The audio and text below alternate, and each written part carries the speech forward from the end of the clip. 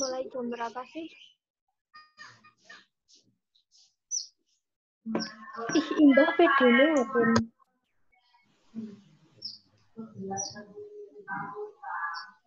Si Indah. Hai, Miki. Udah ada guru guys. Mil. Udah ada?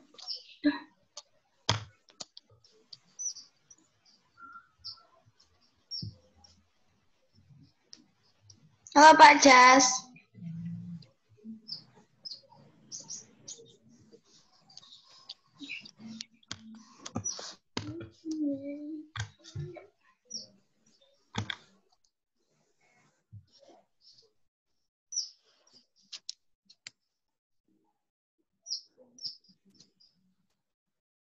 Pak Jas. Halo Pak Jas.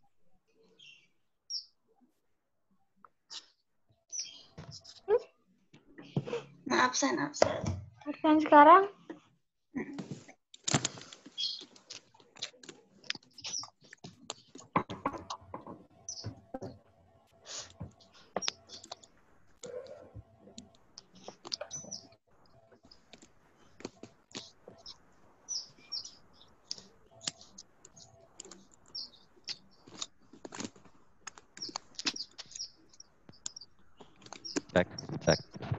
Cek.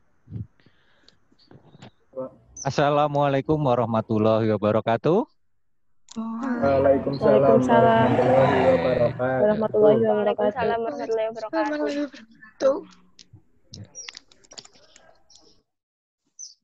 Taruh sini. Absen, Pak. Ya, taruh sini aja. Nggih, salah. Oh, nggih, pun. Ini gede. Nggih, sambil. Ya, saya ulangi ya. Assalamualaikum warahmatullahi wabarakatuh. Waalaikumsalam. Oke, selamat pagi semuanya. Pagi, Pak. Oke, ya, Pak Jas mengharapkan kalian semuanya dalam keadaan sehat walafiat. Ya, Amin. terdengar, Pak? Absen, Pak. Ya. Oke ya. Saya berharap kalian dalam keadaan sehat sehingga bisa mengikuti setiap kegiatan yang dari sekolah ini dengan baik ya. Terima kasih yang sudah menggunakan seragam sesuai dengan karakter Espero ya. Saya berharap ketika kalian setiap saat mengikuti kegiatan virtual, karena ini pembelajaran resmi, maka tetap harus menggunakan seragam yang benar. Ya, terima kasih. Sebelum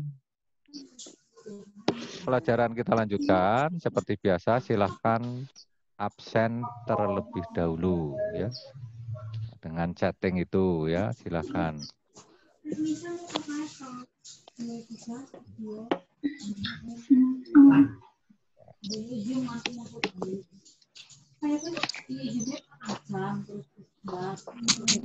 Ya, kali ini, hari ini Sabtu tanggal 31. Tanggal 1 ya, tanggal 1 Agustus 2020. Hari ini adalah merupakan ya bimbingan konseling yang perdana di tahun ajaran 2020, ya kan? Tahun ajaran 2020. Nah, kalian tentu saja sudah tahu persis kegiatan BK, ya. BK itu, mohon maaf ini sedikit saya singgung, BK itu adalah tujuannya memberi pertolongan pada kalian dalam pengembangan 4 bidang ya, bidang belajar, bidang karir, bidang sosial, dan bidang pribadi. Sehingga anak-anak yang ke BK itu tidak harus bermasalah. Siapapun boleh konsultasi terkait dengan 4 bidang tadi. Itu ada wajahnya yang tidak kelihatan, ya sudah. Semua wajah harus kelihatan ya. Ini gelap, ini siapa? Hida. Gelap sekali. Hida Amelia. 9H. Kenapa gelap? Lampu kamu mati apa? Agak diterangkan itu. Mungkin penjenaran siapa? Celia. 9F. Ya. Oke. Baik, kita mulai saja ya. Untuk kaitannya dengan BK pada kali ini. Ya, silahkan mengikuti dengan seksama, dengan penuh kebahagiaan. Ya. Namun sebelumnya, seperti biasa, marilah kita bersama-sama berdoa menurut kepercayaan dan agamanya masing-masing. Ya, supaya pembelajaran kali ini berjalan dengan lancar dan kalian diberikan kemudahan-kemudahan untuk menyerap, menerima segala apa yang disampaikan oleh Bapak Ibu Guru walaupun lewat virtual. Coba berdoa menurut kepercayaan dan agama masing-masing dimulai.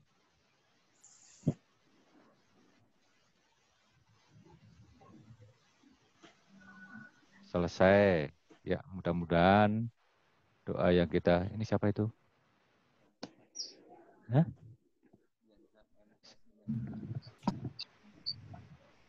Oh. Oke.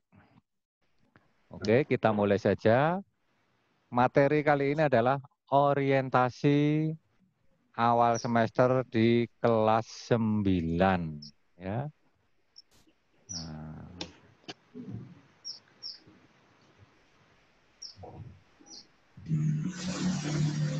Orientasi di kelas 9 karena kalian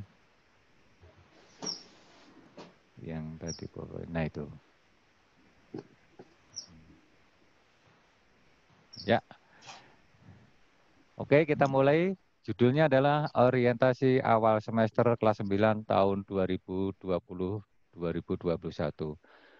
Anak-anakku sekalian, berbeda dengan biasanya seperti tahun-tahun sebelumnya, kalian kelas 9 ketika memulai tahun ajaran baru tentu saja datang ke sekolah, ketemu teman baru, walaupun teman baru kalian adalah sebenarnya teman lama yang sudah kalian kenal sebelumnya, namun saat ini berbeda dengan tahun sebelumnya, dengan tahun-tahun yang lalu. Mengapa? Seperti kita ketahui bersama, seperti kalian ketahui bersama, bahwa saat ini di seluruh dunia, Indonesia, khususnya juga di Banjarnegara, sedang terjadi pandemi COVID-19.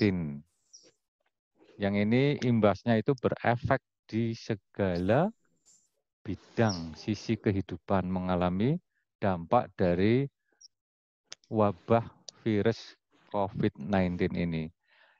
Jadi Pak Jas hanya mengingatkan kembali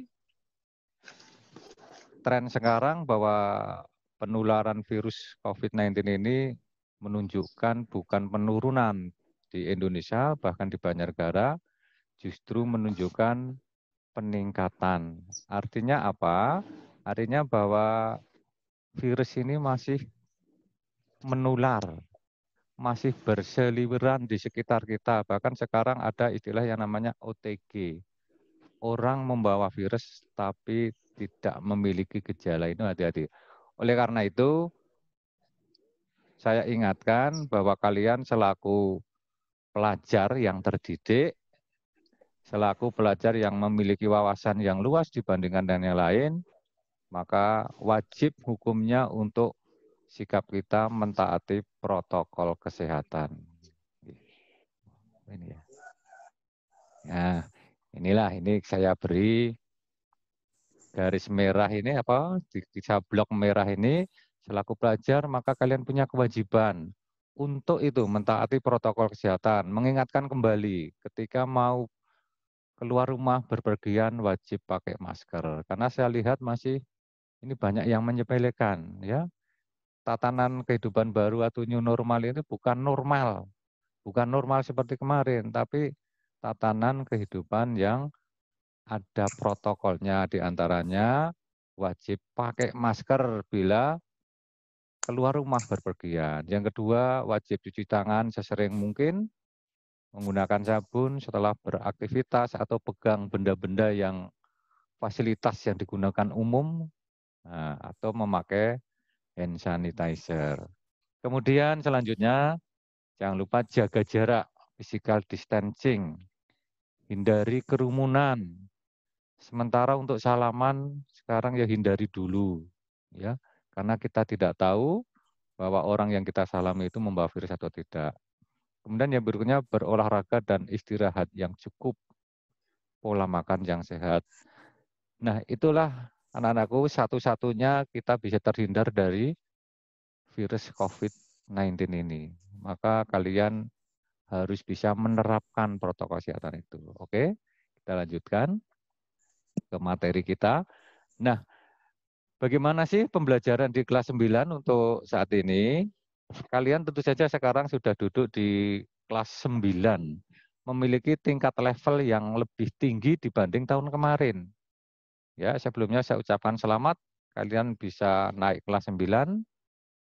Artinya sekarang kalian sudah di kelas 9, menjadi anak tertua di SMP Negeri 2 Banjarnegara ini. Menjadi anak yang paling tahu persis tentang kondisi SMP Negeri 2 Banjarnegara. Maka dalam tatanan kehidupan di budaya masyarakat kita, yang namanya anak tertua, ya paling tua itu, maka akan menjadi teladan, contoh. Maka untuk itu, kalian kelas 9 memiliki tanggung jawab moral yang lebih dibandingkan kelas 7, 8. Maka saya berharap kelas 9 ini akan menjadi sebuah pusat perhatian kelas 7, 8. Maka kalian harus bisa menunjukkan sikap sebagai teladan. Oke? Begitu ya anak-anakku sekalian. Nah, fokus di kelas 9 sebentar, Pak. Fokus di kelas 9 itu tadi, fokusnya apa kalian? Di kelas 9 ini nanti ada 2 fokus yang kalian targetkan, yaitu 1 kelulusan, kemudian pembelajaran di kelas 9 ini nanti akan fokus kepada penyiapan kalian untuk bisa menentukan pilihan kelanjutan di SMA dan SMK. Jadi fokus kalian itu nanti, lulus, kemudian penyiapan diri untuk menentukan pilihan kelanjutan di SMA maupun SMK. Ya, next Pak. Ini ya Pak ya. Oke. Nah, untuk bisa lulus, untuk bisa melanjutkan ke SLTA yang sesuai dengan pilihan kita, apa yang perlu kita siapkan? Yang pertama adalah manajemen diri, mengelola diri. Ya. Jadi diri kita ini sukses tidaknya itu yang menentukan adalah diri kita sendiri, bukan orang lain, bukan fasilitas. Fasilitas orang lain itu hanya bagian dari faktor yang menentukan masa depan kita. Yang paling pokok adalah diri kalian sendiri. Oleh karena itu, yang pertama adalah manajemen diri. Jadikan diri Anda menjadi orang-orang yang disiplin. Disiplin itu apa? Tepat waktu. Segala sesuatu kalian laksanakan tepat waktu. Kalau sudah saatnya, kerjakan. Jangan sampai menunda. Karena kita tidak tahu bahwa kalau menunda sebuah pekerjaan, tidak tahu bahwa besok atau nanti itu sudah menunggu tugas yang lain. Maka kadang-kadang kita lupa itu ya. Kemudian yang dua, tertib. Disiplin dan tertib itu adalah saudara kembar ya.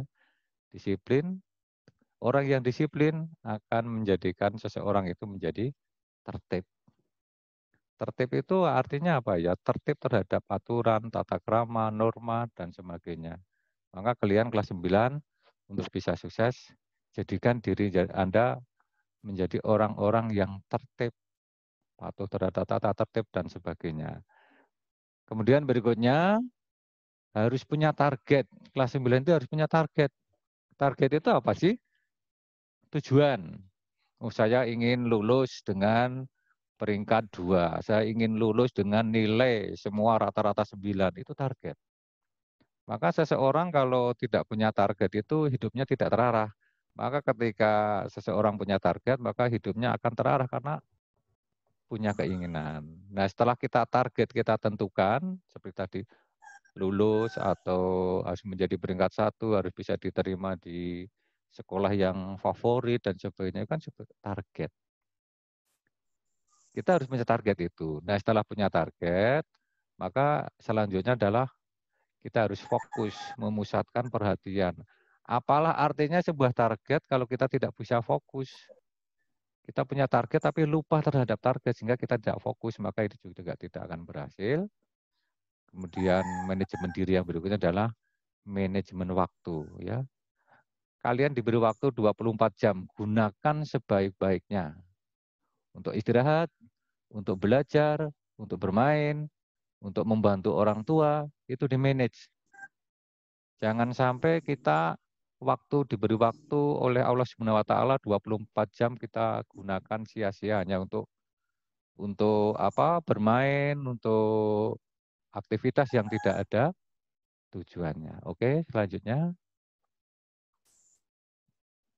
yaitu pengelolaan emosi, ya. Kita harus memiliki sebuah keterampilan pengelolaan emosi quotient atau kemampuan mengelola emosi. Setiap manusia itu memiliki emosi yang normal, ya.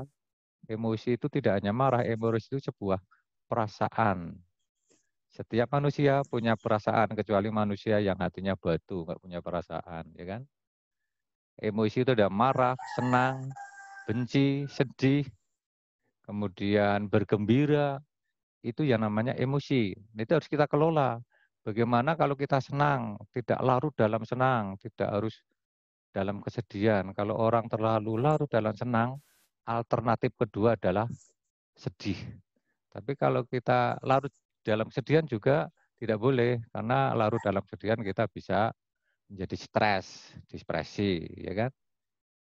Nah, ini pada dasarnya seperti itu. Kalau kita bergembira, lebih baik kita bersyukur. Kalau kita sedih, ya kita mendekatkan diri kepada Allah Subhanahu wa taala, sehingga jangan sampai itu kita larut, ya. Baik senang maupun sedih. Jadi ada batasannya supaya kita tidak ya tidak menjadi yang emosional. Kemudian yang kedua, dalam pengelolaan emosi ini ada yang istilahnya pengendalian diri pada hal yang tidak produktif. Silahkan aktivitas kalian sehari-hari itu arahkan kepada yang positif. Banyak yang dapat kalian lakukan, kegiatan-kegiatan yang kalian punya ini untuk hal-hal yang positif. Kalau hal yang tidak positif kan banyak, males-malesan, kongko-kongko, begadang, ya kan?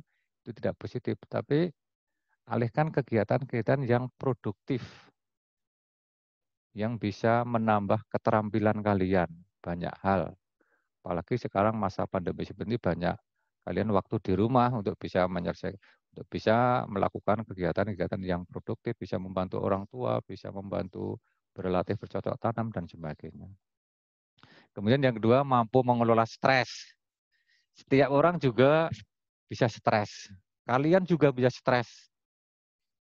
Orang-orang stres itu ciri-cirinya secara umum ini ada cepat lelah. Jadi kalau kalian cepat lelah itu hati-hati, ya, cepat lelah, sulit konsentrasi. Jadi memusatkan perhatian itu sulit sekali. Kemudian juga cepat marah, ini juga ciri-ciri stres, cemas, khawatir, rasa takut, ya kan? Tidak percaya diri. Yang lebih parah lagi adalah yang disebut dengan insomnia, ya Pak. Tidak bisa tidur. Loh, penyakit tidak bisa tidur. Loh, orang sudah parah, lebih lagi pusing, sakit kepala. Nah, kenapa orang bisa stres? Ini ada penyebabnya, ada dua sebetulnya, ya. Dari internal, dari kalian sendiri, internal dan eksternal. Internal itu disebabkan oleh kalian sendiri, ya. Stresor atau penyebab stres itu yang disebut stresor itu bisa dari dalam diri kalian sendiri. Biasanya dari dalam diri sendiri itu karena kalian merasa lebih rendah, lebih jelek, lebih tidak baik daripada orang lain. Nah, merasa diri kurang ini, kurang itu, kurang apa itu, kadang-kadang kita menimbulkan stres. Padahal pada dasarnya manusia itu dilahirkan dalam tidak sama, memiliki kekurangan, di balik itu mesti memiliki kelebihan. Nah, ini kadang-kadang seperti itu. Kemudian kalau dari eksternal, itu karena disebabkan oleh bisa tekanan, ancaman, lingkungan, ya, atau tuntutan-tuntutan dari orang lain tapi di luar kemampuan kita. Kadang-kadang stres. Nah, itu harus kita kelola. Kita harus percaya bahwa sesuatu yang ditugaskan pada kita itu mesti ada jalan keluarnya. Kita punya kekurangan, itu mesti dibalik itu punya kelebihan. Dan kita kalau misalnya saya merasa kurang cantik, saya merasa kurang ganteng. Itu kan hanya perasaan saja karena cantik dan ganteng itu hanya relatif ukurannya. Misalnya begitu. Nah, karena setiap orang punya stres, maka kalian harus pandai mengelola ya. Artinya bahwa kekurangan, kelebihan itu milik secara umum orang.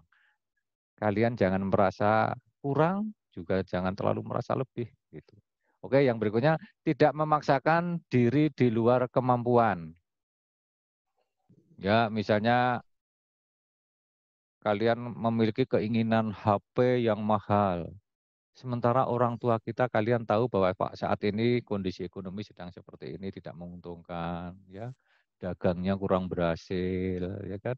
Hasil pertanian orang tua kita kurang bagus. Tidak memaksakan diri. Minta sepeda motor yang harganya 50 juta. Ya itu namanya memaksakan diri di luar kemampuan. Itu tidak. Kemudian ketika kita punya amarah, emosi, yang berikutnya adalah kita alihkan emosi ke arah yang positif. Ya, misalnya gini, kita sedang marah, kita bagaimana menanganinya? Ambil air wudhu, kemudian sholat. Itu contohnya begitu. Ya, oke Pak, kita lanjut. Itu pengelolaan diri kita. Nah, yang tidak kalah pentingnya adalah menjaga kesehatan. Yang pertama kita lakukan adalah olahraga teratur. Silahkan kalian di tengah-tengah situasi seperti ini banyak-banyak berolahraga untuk menambah imunitas kita karena dengan olahraga katanya bisa menambah imunitas ya menurut para ahli atau kekebalan tubuh. Yang berikutnya jelas makanan yang bergizi. Makanan bergizi tidak harus mahal. Seperti kalian ketahui bahwa tubuh manusia itu memerlukan vitamin A, B, C, D, E, K. Ini tidak harus mahal, di sekitar kita banyak. Kemudian juga berbagai mineral. Mineral itu bisa diperoleh dari jenis makanan dan juga minuman. Air putih itu dari mineral. Nah, itu silahkan kalian harus ketika makan, ya kalian harus memperhatikan kebutuhan gizi di tubuh kita. Karena dengan makanan yang bergizi, kita akan sehat, jiwa kita juga sehat. Kalau kita sehat juga bisa berpikir jernih. Sehingga ketika menerima pelajaran, kalian juga akan bisa menyerap lebih banyak. Kemudian juga tidur yang cukup.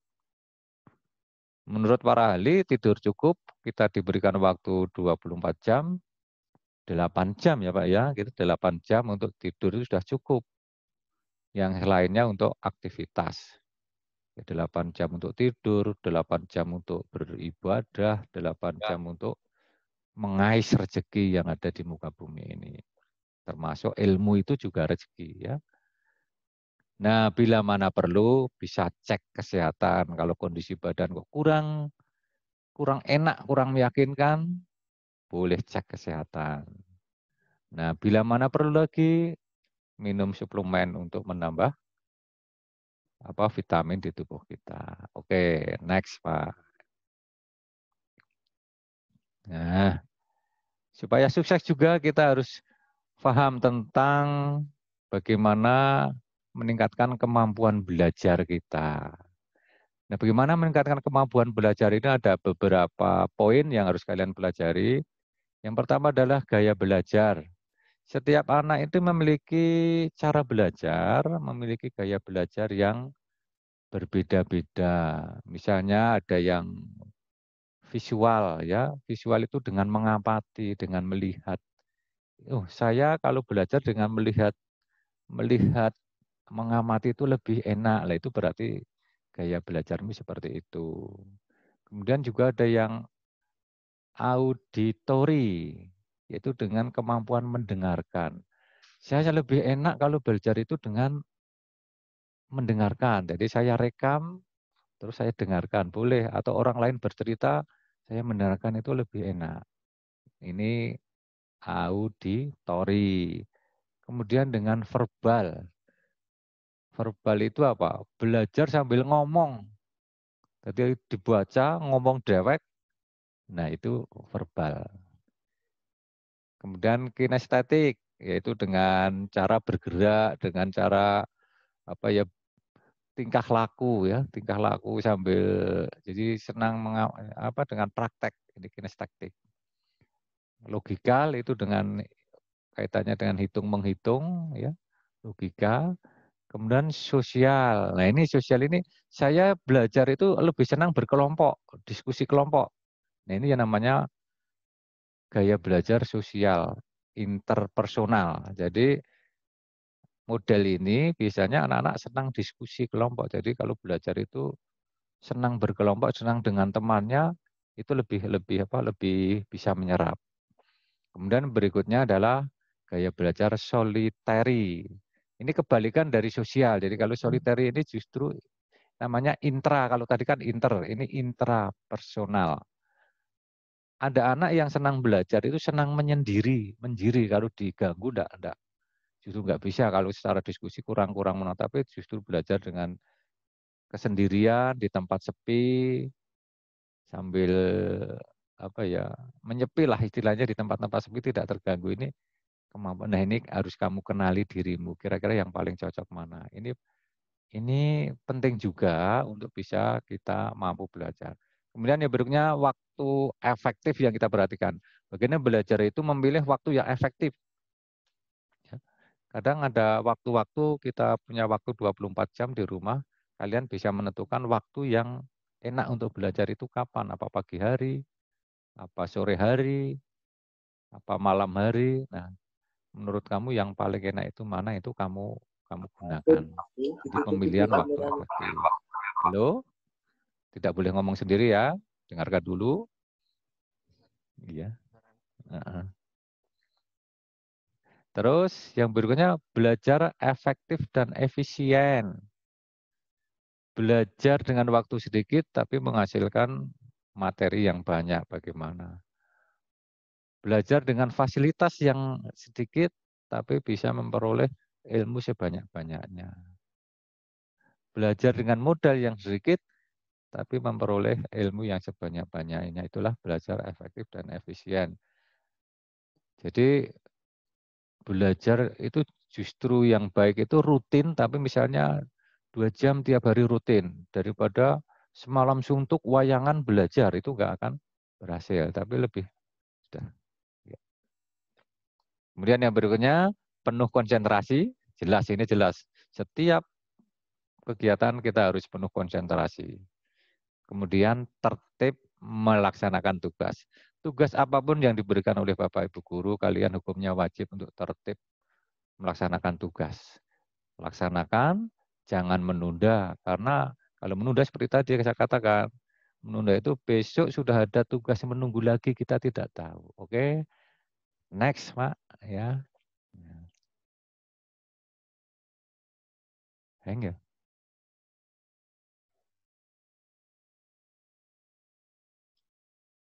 Oke, oke. Yang berikutnya untuk menyiapkan tadi interaksi sosial. Nah, bagaimanapun belajar kita ini harus perlu dukungan ya. Ketika kalian ingin sukses, target-target kalian tercapai itu perlu adanya dukungan, maka kita hukumnya juga wajib juga harus bisa menjaga hubungan baik dengan keluarga, terutama dengan orang tua, dengan saudara. Betapa tidak kalau kalian belajar dalam kondisi dengan hubungan dengan keluarga tidak baik, dengan ayah benci, mangkel, ya. Maka di situasi keluarga yang harmonis, yang baik, saling menghormati, ini juga akan mendukung kaitannya dengan pencapaian target belajar. Maka silakan kalian dengan orang tua harus patuh, taat, sopan santun, dengan adik kakak saling menyayangi itu. Termasuk yang B adalah akrab dan saling membantu antar teman. Dengan teman ini penting karena kita berhasil itu juga bersama orang lain, kita tidak bisa sendiri, ya. Maka menghormati, saling membantu, saling take and give biasa dengan teman itu perlu. Kemudian hormat dan patuh terhadap guru, sangat perlu, ya sangat perlu. Kita harus, kalian selaku siswa harus patuh, hormat kepada guru. Jangan sampai ada gap, jangan sampai ada penghalang. Kata Kiai, ilmu itu suci ya. Kalau kalian ada gap antara guru itu akan menghalangi ilmu untuk sampai ke kalian. Kemudian kalau di lingkungan ada kegiatan remaja yang positif ya silahkan bergabung. Oke, next Pak. Nah, ini yang terakhir yang perlu kalian ketahui, bagaimanapun manusia diwajibkan berusaha. Kemudian yang menentukan adalah Allah Subhanahu wa Ta'ala. Maka selaku umat beragama kita punya kewajiban untuk ibadah dengan tertib. Silakan dilaksanakan yang masih bolong-bolong sholatnya, yang yang sesuai dengan keyakinan dan agamanya masing-masing. Harus kalian tingkatkan, apalagi kelas 9 ini seperti tadi saya katakan, kalian punya fokus untuk bisa lulus dan bisa melanjutkan sekolah yang lebih tinggi. Ibadah saja tidak cukup, setiap saat kalian berdoa untuk memohon kemudahan, memohon kelancaran, kemudian pantang menyerah dan putus asa, kemudian memiliki harapan, ya benar-benar mengharap kepada Allah Subhanahu wa Ta'ala sebagai penolong ketika kalian menghadapi permasalahan. Di samping itu tidak hanya beribadah, ikhtiar berusaha semampu sekuat tenaga, kemudian kita serahkan diri kepada Allah Subhanahu wa Ta'ala yang disebut dengan tawakal. Jadi ada 6, ya Pak. Nah, terus saja. Langsung klik biar muncul 6. Langsung aja. Nah, itu anak-anak apa yang kita sampaikan hari ini dalam rangka orientasi kelas 9 untuk mencapai fokus lulus dan kalian siap untuk melanjutkan di SLTA nanti. Ada 6 poin yang harus kalian jalankan. 1, manajemen diri. 2, pengelolaan emosi. 3, menjaga kesehatan. 4, meningkatkan kemampuan belajar. 5, memelihara interaksi sosial. 6, memelihara ibadah. Insya Allah kalau kalian bisa melaksanakan itu semua, maka kalian akan bisa sukses dan bisa meraih apa yang kalian cita-citakan. Amin, amin ya rabbal alamin. Kemudian informasi selanjutnya, klik Pak, ini klik ya. Nah, yang belum mengisi formulir data siswa yang sudah Pak Jas kirim lewat Google Form, ya, alamatnya itu http .2 terus /gg.gg/formulir data 920. Silahkan kalian dibuka untuk diisi, ya kan? Kemudian untuk upload foto, ketentuannya setengah badan ya, sopan, seragam lebih bagus ya, maksimal 10 MB. Fotonya yang sopan itu ada yang foto yang mana Pip ini ya. Pip fotonya itu pakai kacamata hitam kayak apa? Iya, kayak matanya sakit saja, kayak beleken pakai kacamata hitam ya. Tidak boleh itu ya. Demikian anak-anak yang bisa saya sampaikan untuk mengawali pertemuan bimbingan konseling pada pagi hari ini. Saya berharap apa yang saya sampaikan kalian resapi, kalian camkan ya. Dan sekali lagi saya berharap karena kalian sudah kelas 9 untuk bisa menjadikan diri kalian menjadi contoh teladan bagi adik-adik kelas. Dan kalian berhubungan dengan BK bukan dalam konteks masalah tapi dalam hal kultivasi kebaikan. Oke. Ada yang perlu ditanyakan? Mendengar ya? Masih semangat ya? Masih. Ya, oke. Itu ya yang bisa saya sampaikan. Tugasnya itu untuk mengirim biodata itu kemarin terakhir baru saya cek baru sekitar 165. Dari 9A sampai 9H itu yang isi Google Form itu baru 165. Yang lain belum ngisi. Oleh karena itu saya berharap segera diisi, ya. Amelia Putri kok enggak bisa kelihatan wajahnya? Tinggal kemana itu? Amelia Putri 9B. Apa sinyalnya? Ya. Ini nang kebon malah. Ya, Bu Yusi ya nang kebon.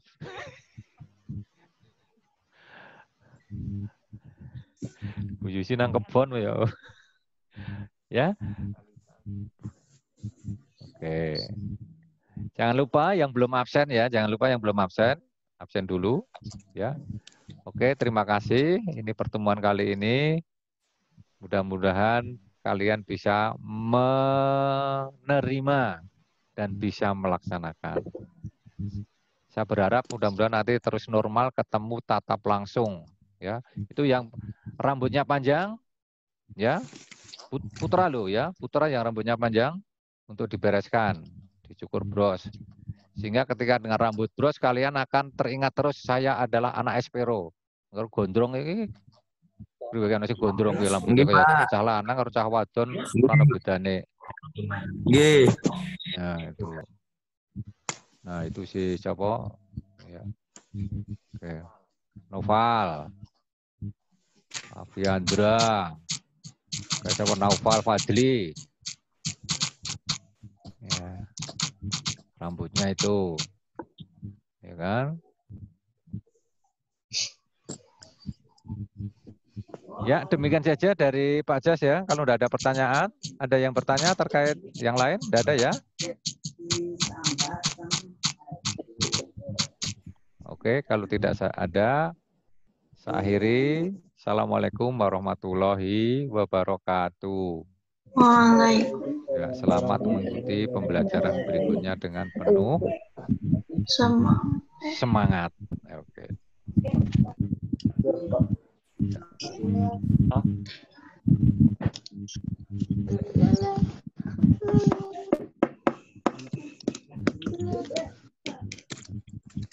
Ini ada ini ya.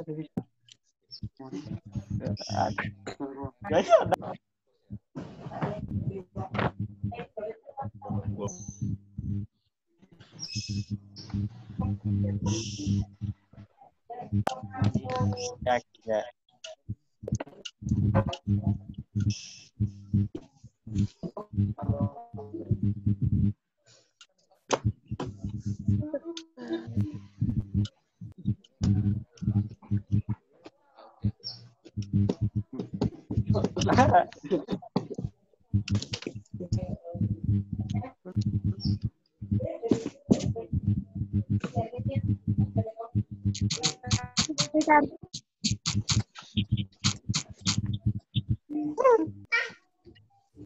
Nge-lag. Ini videonya mati-mati.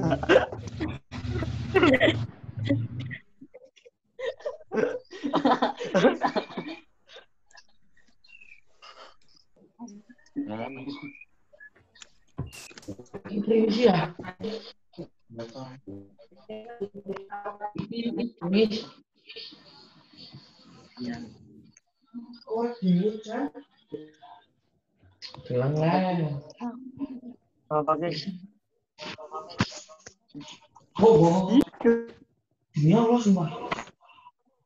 Bingung nih. Apa?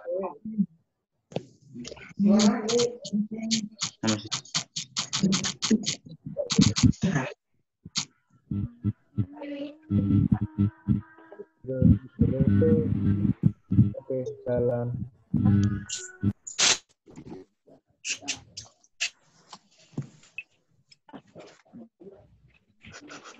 Coba.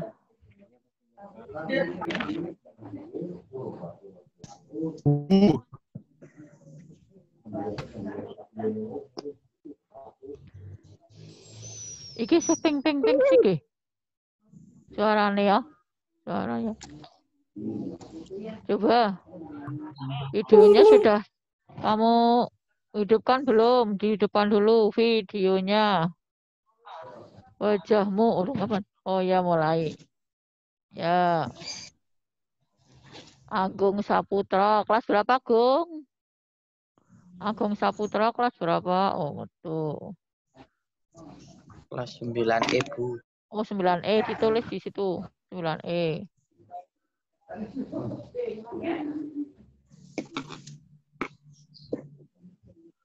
Bukus kelas berapa itu, Bukus?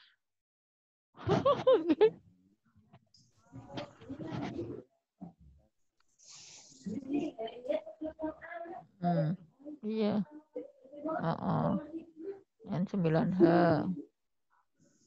Faza Fatarina Hasna, mana wajahmu? Mana wajahmu? Faza Fatarina. Petri. Novelita. Doni Aprianto. Oleh Doni wis ganteng teman kok, Don. Rambutnya lu. Fahrizan Nur Fadli, rambutnya disempong. Saya nggak ganteng, Bu. Ganteng kabeh lah. Tejo Sampurno.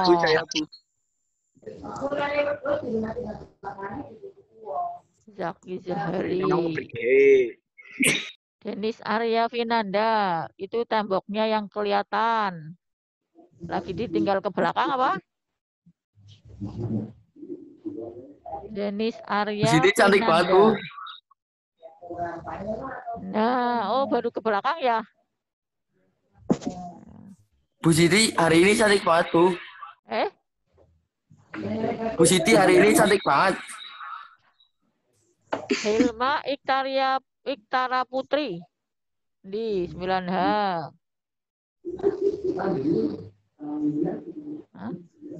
Lexa Elvina. Lexa Elvina 9C.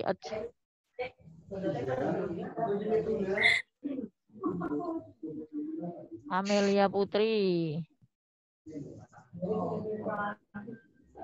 Nah. Ya. Assalamualaikum warahmatullahi wabarakatuh.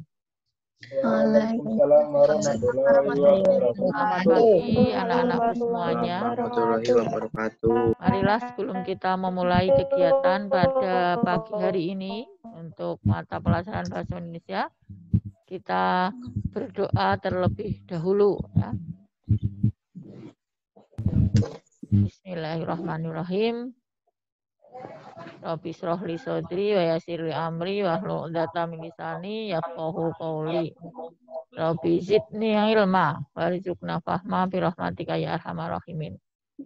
Mudah-mudahan dengan bacaan diawali dengan bacaan doa, semuanya kita akan ditinggikan ilmunya, dimudahkan dalam menerima apa yang disampaikan atau kita pelajari pada pagi hari ini. Anak-anakku semuanya yang saya cintai, saya banggakan seperti biasa. Ya, nanti kamu absen. Kemudian siapkan buku paket. Siapkan buku paket. Catatan-catatan, buku catatan. Barangkali nanti perlu atau memerlukan ada beberapa hal yang perlu kalian catat dan ikuti dengan baik ya, apa yang akan kita pelajari pada pagi hari ini. Apabila nanti kalian bertanya ataupun kalian menyampaikan apa yang belum kalian ketahui, sekali lagi saya ingatkan, jaga sopan santun dalam berbicara maupun dalam bersikap. Ya, kelihatan sekali nanti. Ini yang gabung siapa? Raihan Abimanyu 9D dengan siapa itu?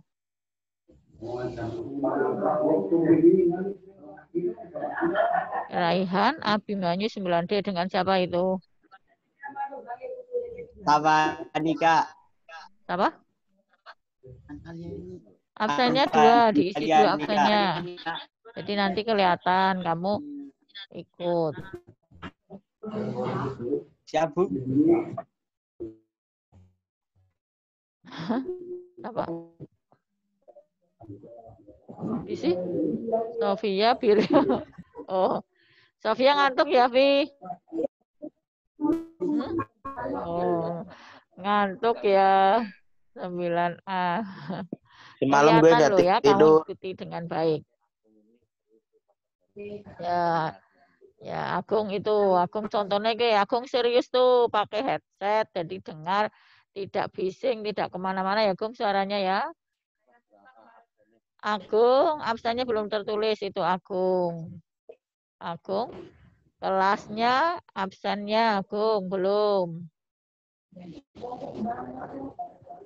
Ya, udah ya semuanya kamu perhatikan dalam untuk mempelajari bahasa Indonesia kelas 9.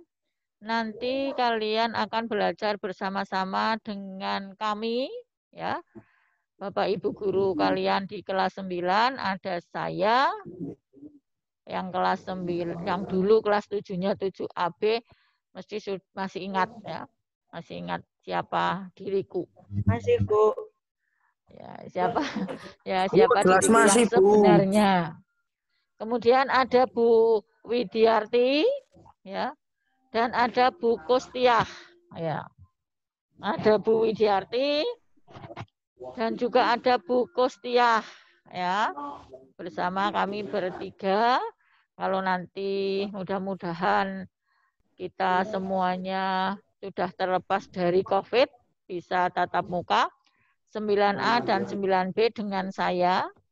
9A dan 9B dengan saya. Kemudian 9C, D, E, F dengan Bu Widiarti.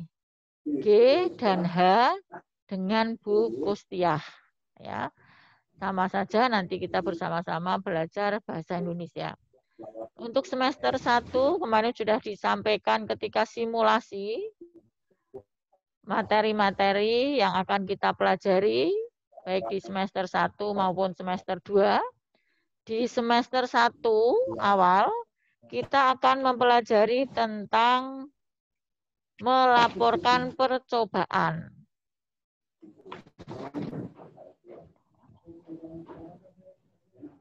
Melaporkan percobaan. Kalian siapkan buku paketnya sambil mendengarkan, sambil menyimak. Ya, sambil mendengarkan, sambil menyimak.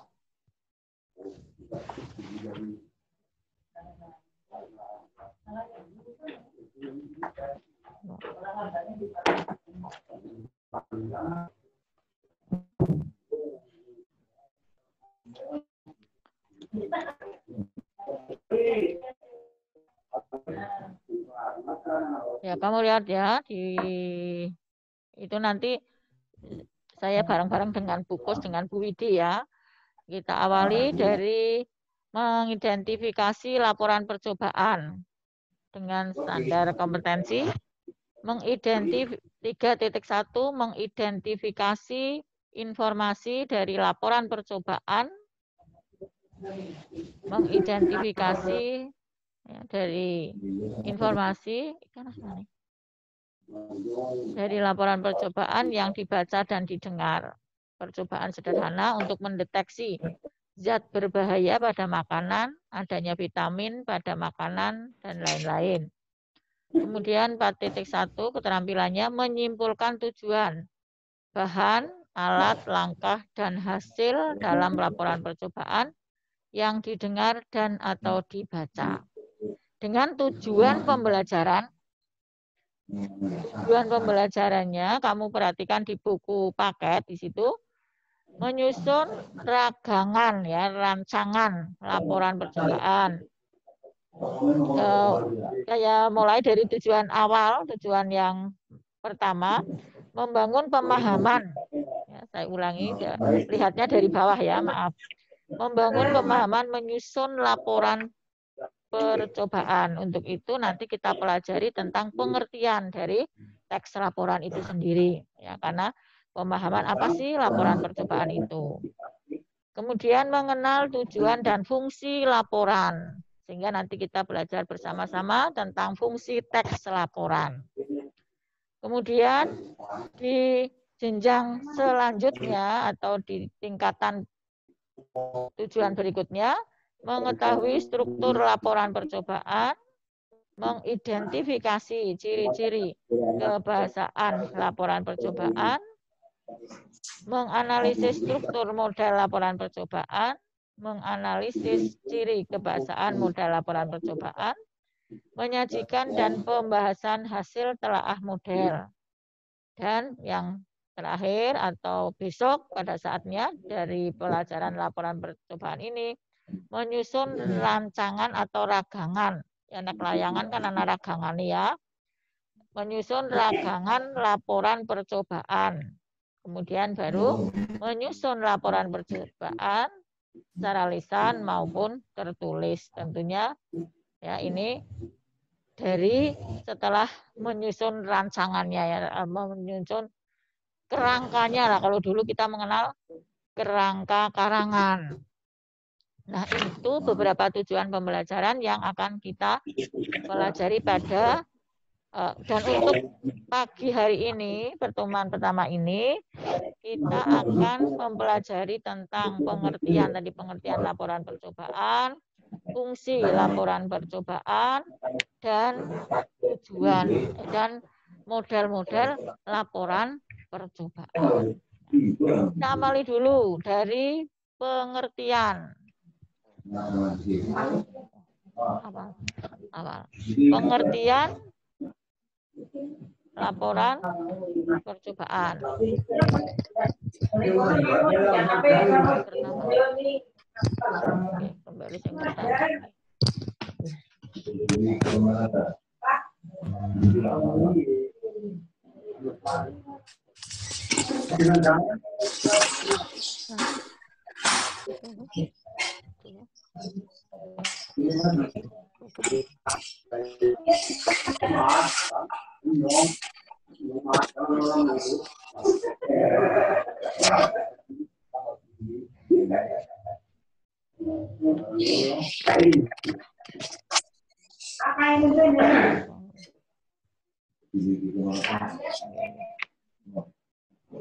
Dia budi sing pengertian lagi ya.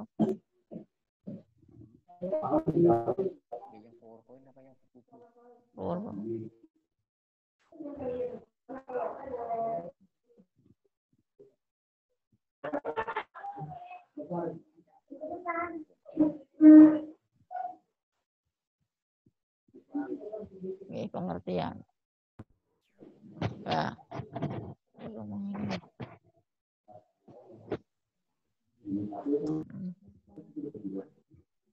karena niku wau sing niku itu berbeda. Kalau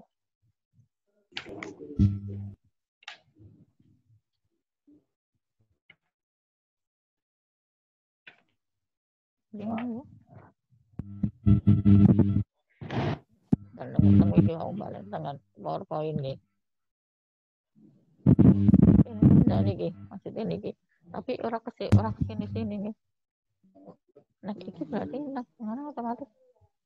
Iki wis muncul iki tapi iki ora muncul. Nah, tampil anak napa?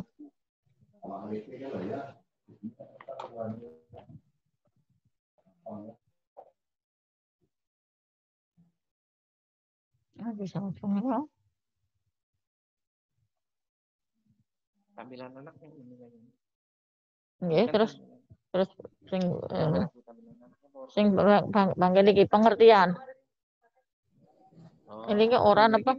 Oh nggih. Berarti nah anu malih sing iki. Terus. Nah, kamu perhatikan di situ untuk yang pertama pengertian dari teks.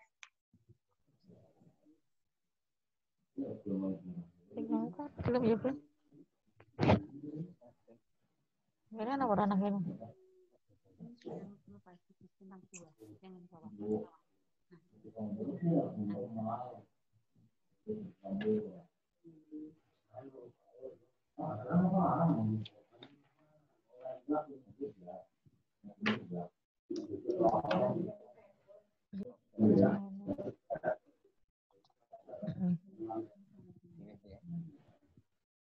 Okay.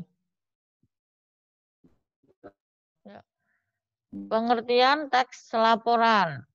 Teks ya, kamu sambil mencatat ya, mencatat supaya ada catatannya bisa diingat-ingat.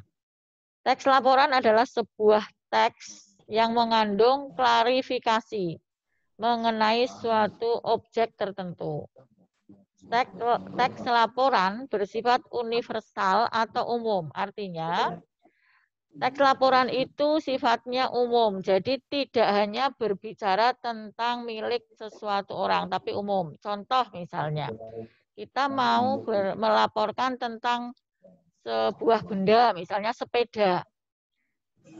Yang termasuk pada teks laporan, sepeda yang dimaksudkan di situ adalah sepeda secara umum. Bagian-bagiannya dan sebagainya, tapi umum. Nah, kalau yang sifatnya khusus itu nanti tidak termasuk pada teks laporan. Misalnya, kamu bercerita atau menyampaikan sesuatu tetapi tentang sepeda kamu atau sepedaku. Warnanya biru dan sebagainya. Ini bukan termasuk dalam teks laporan. Tapi yang dimaksud dengan teks laporan itu laporan yang sifatnya umum. Jadi, sepeda ya sepeda secara umum, bukan sepedaku, bukan sepeda dia, bukan sepeda seseorang, tapi secara umum sepeda itu apa sih? Nah, ini yang dimaksud dengan teks laporan. Berikutnya.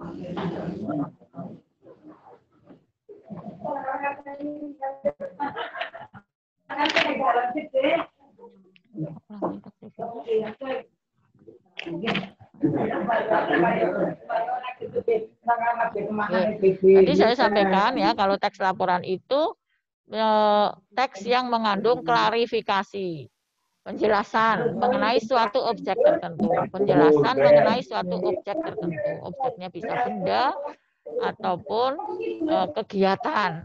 Ketika kamu melaksanakan sesuatu kegiatan, selesai kegiatan itu kamu melaporkan, nanti namanya laporan kegiatan. Kalau di pelajaran IPA mungkin sering kamu lakukan, kamu praktek, ya praktek melihat gaun, melihat apa, kemudian setelah kamu praktek, kamu membuat laporan. Nah itu namanya nanti ya laporan kegiatan atau laporan percobaan. Teks laporan bersifat universal atau umum, artinya tadi sudah saya sampaikan contohnya, Bu Siti sampaikan. Misalnya tentang sepeda.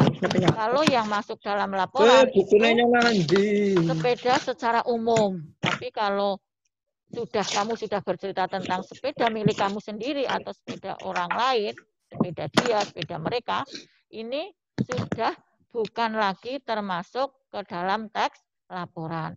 Nah, yang mirip laporan yang tadi saya sampaikan Bu Siti, berikutnya adalah teks deskripsi. Coba kamu cermati di situ. Apa sih bedanya? Kalau tadi saya sebuah teks di mana gagasan utamanya disampaikan dengan cara menggambarkan secara jelas objek, tempat, atau peristiwa yang sedang menjadi topik pada pembaca. sehingga pembaca seolah-olah merasakan langsung apa yang sedang diungkapkan dalam teks tersebut. Doni ya, Doni itu sering tak tunjuki soalnya sok ngantukan. Ya. Doni. Kemudian ya ada Leksa. Ya, itu sering saya tunjukkan. Teks deskripsi ya, masih kamu kembali ke ingatanmu 3 tahun yang lalu di kelas 7 ya. Sebuah teks di mana gagasan utamanya disampaikan dengan cara menggambarkan secara jelas objek, tempat, atau peristiwa yang sedang menjadi topik kepada pembaca. Sehingga pembaca seolah-olah merasakan langsung apa yang sedang diungkap dalam teks tersebut. Kalau gambaran tentang suatu objek atau suatu benda, ya pembaca itu seolah-olah melihat apa yang disampaikan oleh pengarang dalam tulisannya itu. Kamu mendeskripsikan tentang tadi misalnya sepedaku. Ya, sepedamu berwarna hijau atau berwarna merah, ya seakan-akan pembaca ini bisa mempunyai bayangan, bisa seakan-akan melihat sepeda milik kamu. Nah, ini yang tadi saya sampaikan bedanya dengan teks laporan. Kalau laporan tadi sepeda secara umum. Ondel-ondelnya apa saja sih sepeda itu? Ya, umum. Tapi kalau kamu bercerita tentang sepedamu, mungkin ondel-ondelnya apa pedale wis rusak, apa-apa tentang khas atau khusus untuk diri kamu sendiri, ini yang disebut dengan teks deskripsi. Nah, kamu cermati sambil kamu aja karo ngalamun, aja karo turu, aja karo mangan, jadi ini mandan sing mlebu ora panganane tok, ya. Ya. Pelajarane ya. Terus berikutnya ya masih ya seperti hampir sama Teks dengan laporan. Di sini adalah Teks eksplanasi adalah sebuah teks yang berisikan mengenai proses sebab atau mengapa dan akibat atau proses bagaimana suatu kejadian-kejadian ilmu pengetahuan, sosial, budaya, alam, serta kejadian lain. Ngeling-ngeling eksplanasi si apa ya? Oh, tentang gejala apa kejadian alam, longsor.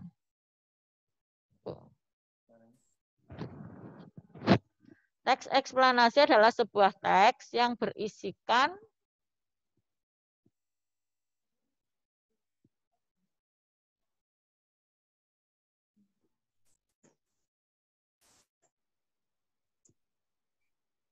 dicermati di dalam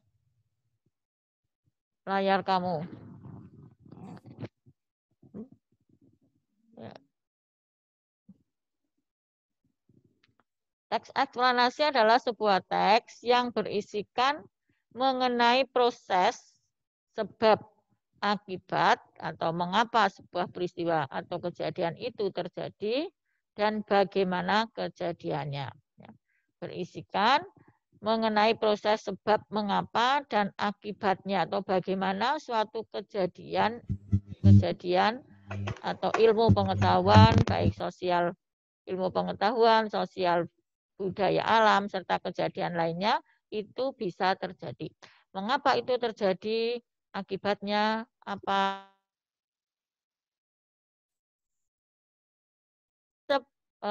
Kalau kita tidak memahami dengan benar dan tidak bisa membedakan antara teks eksplanasi, kemudian teks deskripsi, dan teks laporan percobaan, itu sepertinya sama, ya beda-beda tipis lah 12-13. Ya. Beda tipis. Samanya apa? Sama-sama melaporkan tentang suatu peristiwa atau kejadian atau suatu benda. Ya. Jadi sama-sama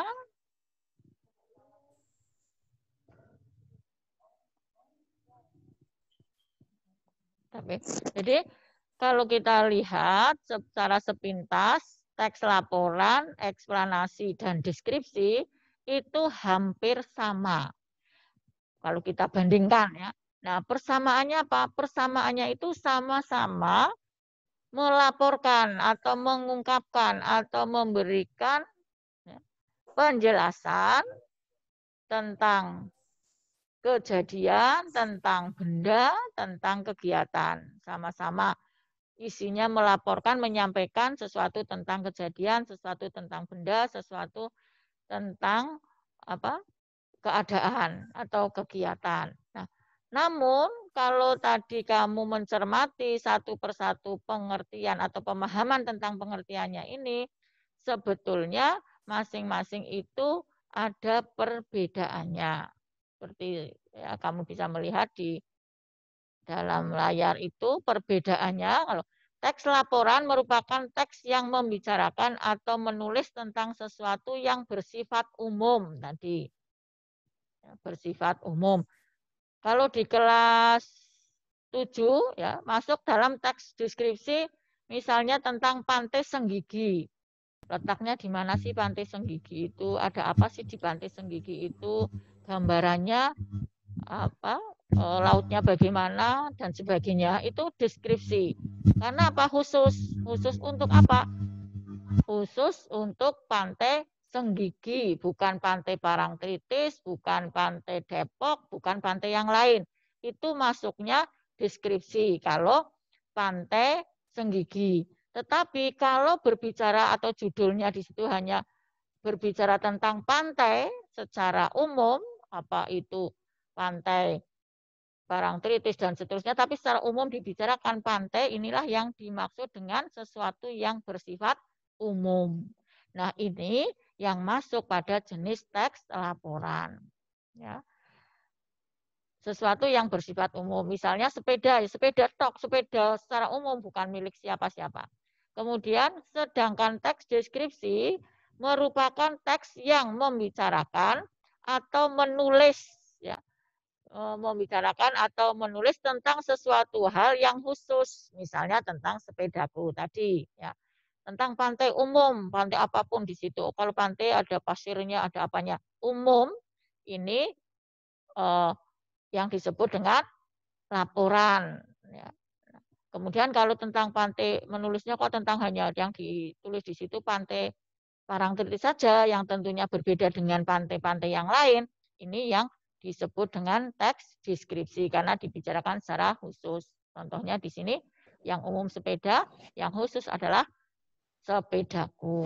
Pantai Adapun Senggigi. teks eksplanasi merupakan teks yang membicarakan tentang mengapa atau bagaimana fenomena alam atau sesuatu itu terjadi. Ya, jadi persamaannya sama-sama melaporkan, tetapi perbedaannya tadi masing-masing. Oh, laporan sifatnya umum, deskripsi sifatnya khusus, kemudian eksplanasi berbicara tentang mengapa atau bagaimana fenomena alam atau sesuatu itu terjadi. Mengapa sih ya tanah longsor itu terjadi? Bagaimana bisa terjadi? Ini masuknya pada jenis teks eksplanasi. Sampai di sini bisa dipahami belum?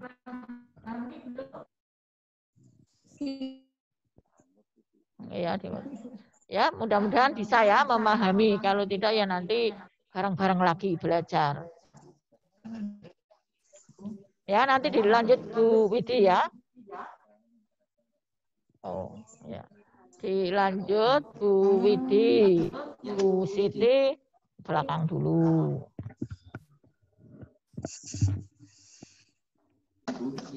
Yang internet ini tidak usah keluar masuk-masuknya sendiri kalau masuk. Assalamualaikum warahmatullahi wabarakatuh, anak-anak. Ya, mudah-mudahan kalian dalam keadaan sehat ya. Ini Bu Widi, karena kita tim ini saling bergantian. Pokoknya asik lah ya, kita ganti-ganti dalam satu pembelajaran, ganti wajah, ganti suara gitu ya. Ikuti dengan senang, dengan gembira, sehingga apa yang kamu pelajari nanti akan lebih mudah dipahami. Kemudian ini karena ada sinyal yang kurang stabil, minta tolong untuk yang keluar sendiri Jangan kemudian keluar, ditunggu saja. Nanti tahu-tahu masuk sendiri lagi, gitu ya. Ya, ya baiklah. Sekarang kalian lanjutkan, dipegang untuk tampilan anak-anak. Ya, yang bisa terjadi. Dipegang, dibuka bukunya, buku paketnya. Pada ketiga teks tersebut, maka kita dapat menemukan perbedaannya. Suara saya keluar di sini. Teks laporan merupakan teks yang membicarakan atau menulis tentang sesuatu yang bersifat umum, misalnya sebagai sedangkan teks deskripsi merupakan teks yang membicarakan atau Ya. Ya, udah kelihatan ya. Sekarang kalian buka untuk buku paketnya. Buku paketnya halaman 10. Ya, dibuka.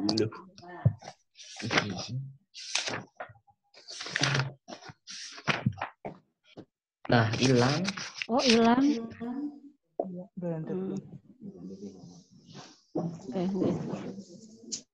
Dibuka buku paket halaman 10.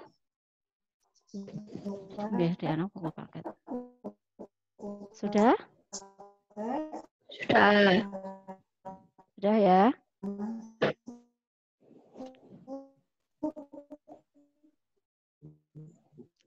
Kita akan mengidentifikasi informasi laporan percobaan. Tadi sudah dijelaskan oleh Bu Siti, ada 3 teks yang kalian pelajari, yang 2 teks itu sudah kalian pelajari di kelas 7 dan kelas 8. Kemudian yang kelas 9 itu yang laporannya. Tadi mengapa 3-tiganya tadi kalian pelajari? Karena ketiga teks ini sangat mirip.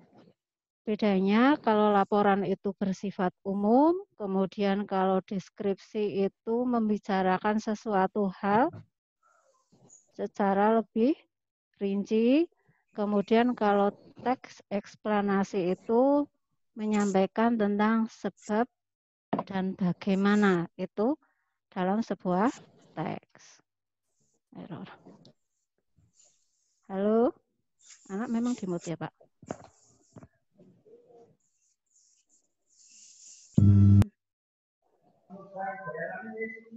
Halo, Bu. Halo, Bu. Oke, anak saja, munculkan anak.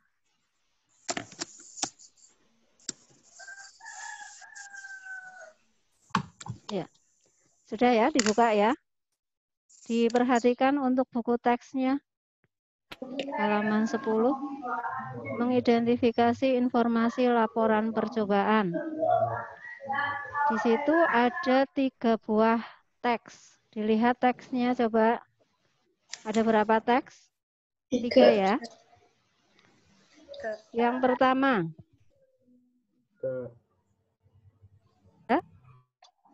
Saya bacakan.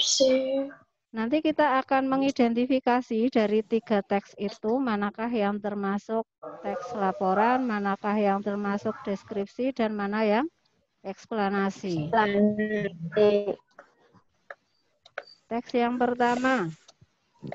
Sepedaku termasuk sepeda ontel jengki yang tidak memiliki batangan, besi berbentuk pipa yang menghubungkan stang dan tempat duduk. Tempat duduknya terbuat dari kulit, warnanya hitam tetapi sudah memudar. Ban depan sepedaku memiliki garis putih yang jarang ditemukan untuk ban sepeda. Ukuran ban sekitar 18 inci. Rem tangan depan dan belakang terbuat dari besi, bukan kabel. Bel sepeda khas berbunyi kring-kring terletak di setang kanan. Sepeda ini kupakai ke sekolah. Teman-temanku berkelakar bahwa aku seperti naik onta. Badanku kecil tidak cocok dengan sepeda yang besar. Saat mengayuh, kakiku yang pendek tidak sepenuhnya dapat mengikuti kayuhan. Kakiku menggantung di atas pedal bagian bawah. Bisa kamu pahami teks yang pertama? Bisa. Bisa. Bisa ya? Nanti kita bandingkan dengan teks yang kedua. Teks yang kedua, kamu simak. Gear adalah gear atau gigi kaku yang menggerakkan sebuah sepeda ataupun kendaraan lain dan merupakan bagian yang disebut drivetrain. Drivetrain merupakan gabungan berbagai komponen yang saling terhubung dan merupakan sistem penggerak sepeda yang terdiri atas pedal, lengan engkol atau cakram, gear depan atau chainring, gear belakang, hook, dan tentunya rantai. Gabungan komponen di bagian pedal yaitu pedal, lengan engkol, dan gear depan. Rantai akan melingkari gear depan dan mengikatnya dengan gear belakang yang terhubung dengan roda belakang. Ketika pedal diinjak, lengan engkol akan mengikutinya, memutar gear depan yang tertempel. Kemudian, menarik rantai yang juga otomatis mengajak gear belakang untuk berputar. Karena gear menempel pada roda belakang, berputarlah roda itu dan meluncur.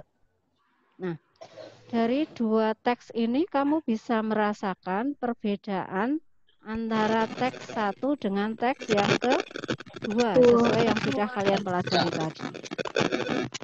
Ya. Sekarang untuk teks yang terakhir. Teks yang ketiga.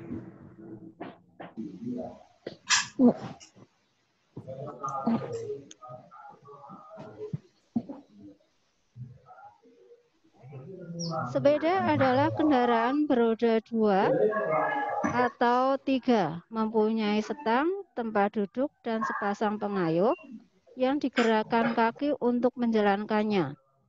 Salah satu jenis sepeda yang banyak digunakan hingga tahun 1970-an adalah jenis ontel. Sepeda ontel memiliki ciri posisi duduk tegak, reputasi sangat kuat, dan bermutu tinggi. Rumah rantai tertutup dengan gigi yang tidak bisa diubah dan biasanya terdapat dinamo di bagian roda depan untuk menyalakan lampu. Sepeda ontel juga dilengkapi rem drum untuk pengereman. Berbagai merek sepeda ontel dari berbagai negara beredar di pasar Indonesia. Pada segmen premium, misalnya merek Former, Gazelle, dan Sunbeam. Kemudian pada segmen di bawahnya diisi oleh beberapa merek terkenal, seperti Simplex, Burgers, Relics, Humber, Rouge, Batavus, Philips, dan NSU. Nah, sekarang coba teks 1, teks 2, teks 3. Bisa kamu membedakannya? Bisa. Bisa. Teks 1 termasuk teks apa? Deskripsi. Teks deskripsi. Kemudian teks 2? Eksplanasi. Laporan. Pinter. Ya, bagus. Nah, kamu sudah bisa ya, ada teks deskripsi, teks eksplanasi, kemudian laporan umum. Sekarang kamu lihat di bawahnya itu ada 1, 2, 3, 4, 5.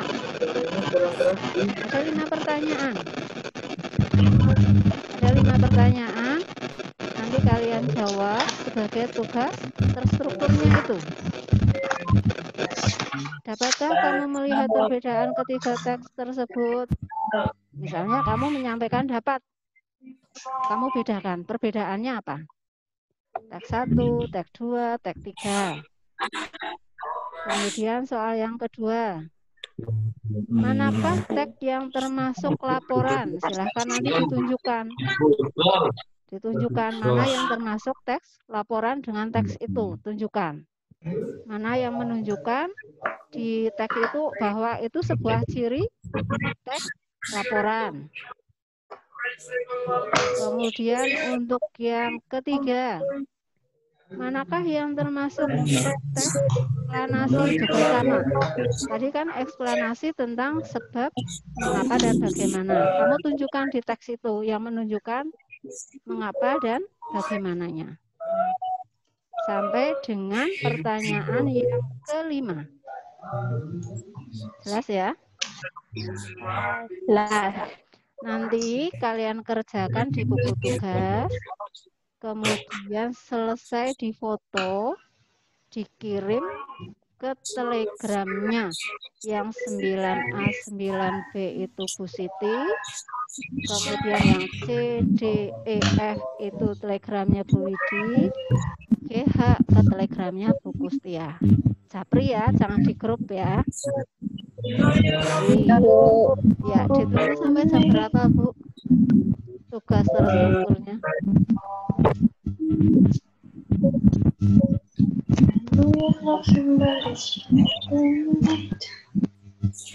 Jam 12 ya. Ya. Bu Widi tunggu, Bu Siti tunggu, Bu Kus tunggu sampai dengan jam 12 kalian mengirimkan tugas terstruktur ini. Ditulis pakai soalnya. Kalian tulis untuk tugas mandirinya. Kalian tulis tugas mandirinya. Tulis nama soalnya, Bu. Tugas mandirinya 1. Kalian mencari contoh teks deskripsi. Kemudian contoh teks eksplanasi. Contoh teks laporan. Sumbernya boleh dari manapun.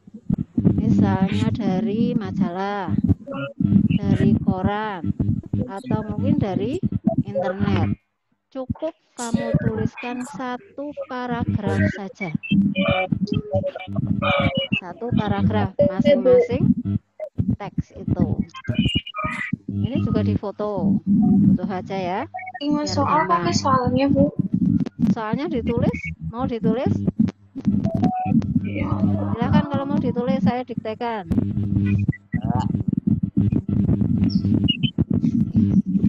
Saya ulang, untuk tugas terstruktur. Menjawab soal yang ada di halaman 11. Nah kan, senyum kan? Kemudian tugas mandiri. Mencari contoh masing-masing 1 paragraf. Teks deskripsi, teks eksplanasi, dan laporan. Untuk tugas mandirinya dikumpulkan seminggu yang akan datang paling akhir. Misalnya hari ini kamu sudah selesai, ya boleh langsung dikumpulkan. Gitu ya? Ya, Bu. Iya. Oke. Terima kasih atas perhatiannya. Nanti kalau misalnya ada yang kurang jelas, ada yang mau ditanyakan, bisa japri atau lewat grup, tidak apa-apa. Grup Telegram ya. Ya, Bu. Iya. Jadi itu saya ulang lagi, kalau teks deskripsi itu menggambarkan sesuatu sehingga pembaca seolah-olah itu bisa mengalami apa yang dialami oleh penulis. Kemudian kalau laporan itu bersifat umum atau universal, kemudian teks eksplanasi itu menyangkut proses mengapa dan bagaimana. Itu saja yang bisa Bu Widi sampaikan, Bu Siti dan Bu Kustia sampaikan hari ini. Mudah-mudahan apa yang kita pelajari bisa dipahami dengan baik. Amin. Kita akhiri pembelajaran kita dengan bacaan hamdalah bersama. Alhamdulillahirrahmanirrahim. Selamat melanjutkan tugas yang mandiri. Selanjutnya kan jamnya mandiri ya. Ya. Sehat selalu, bahagia selalu, ketemu mudah-mudahan pandemi cepat berlalu. Wassalamualaikum warahmatullahi wabarakatuh. Yes, rampung. Waalaikumsalam warahmatullahi Wabarakatuh.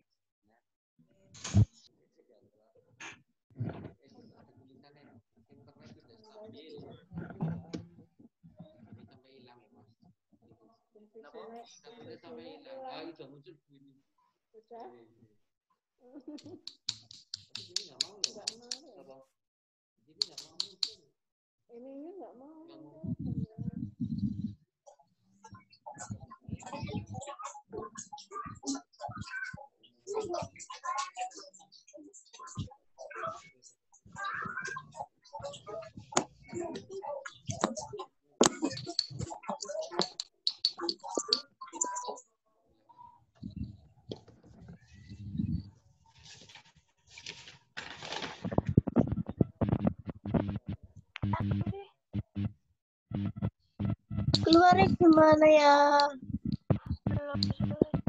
Oi.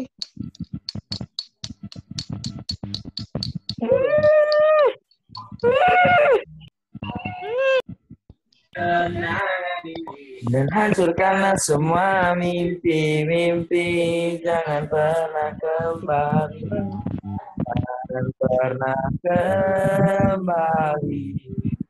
Jangan pernah berikan aku satu harapan, dan karena ku ingin pergi hilang dan lupakan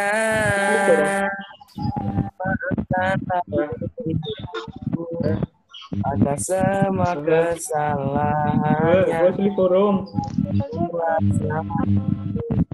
kepada dirimu, dan ku berjanji akan melepasmu dengan semuanya kau ingat dan kau kenang sampai nanti. Dia gak ada nyanyi sumpah. Turun level.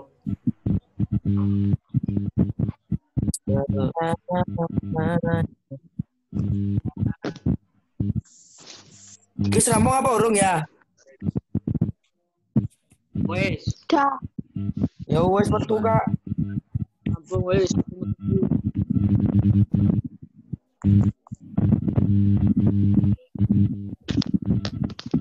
Keluarnya gimana? Keluarnya gimana nih ya Allah? Dadah. HP ini perantik. Dadah. Play everywhere.